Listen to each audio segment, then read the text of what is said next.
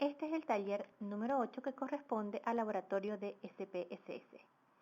En este problema nosotros queremos estudiar los factores que influyen en el salario de un individuo. Para eso hemos hecho un modelo donde el salario que está medido en dólares a la semana depende de la educación del individuo en años, de la educación de los padres del individuo en años también y de la experiencia del individuo en años.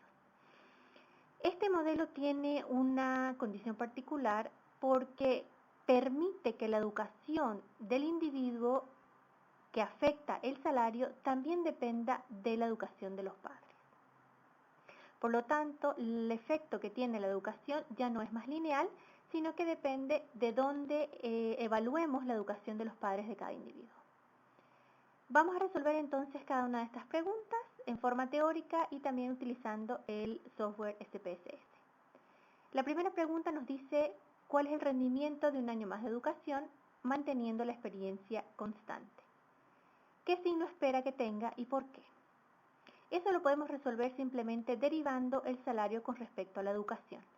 Así, al derivar, nos queda beta 2 más beta 3 por la educación de los padres.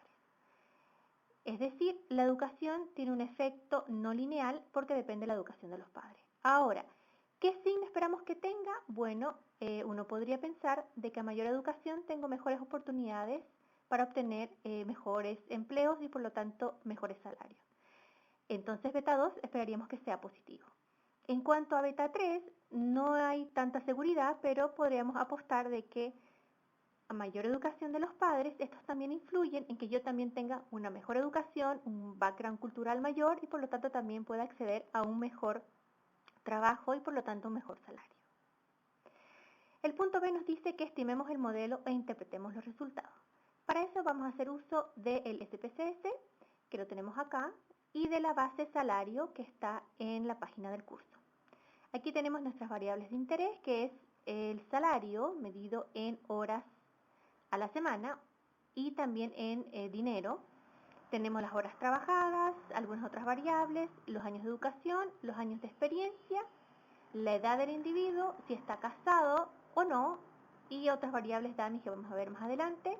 Y por acá tenemos entonces la educación de la madre y la educación del padre. Para construir este modelo, que es el que tenemos acá, vamos a volver a mirarlo, necesitamos construir el término de interacción. No lo podemos hacer directamente con el SPSS. Por lo tanto, hay que construir esta nueva variable.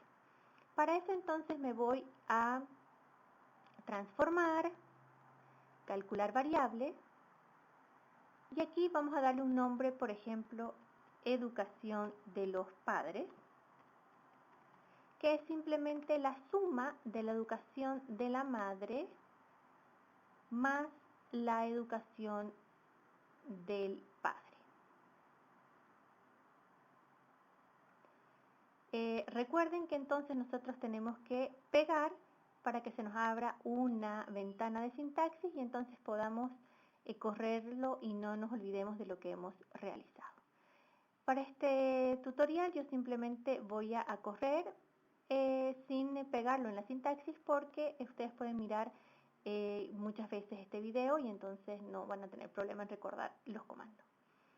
Aquí hay que tener un poquito de cuidado porque si nos damos cuenta, si uno de los dos datos está perdido o es missing, se pierde el dato completo. Entonces aquí uno podría hacer dos caminos. El primero es decir, ok, si hay un dato perdido, entonces el dato es incompleto, borro todos los datos. Ese es un camino. La limitación de ese camino es que disminuye tu n y por lo tanto disminuye la potencia del test. Lo otro que podemos hacer es dar alguna condición para dejar que al menos cuando el dato esté perdido, por ejemplo en el caso del padre, rescatemos el de la madre.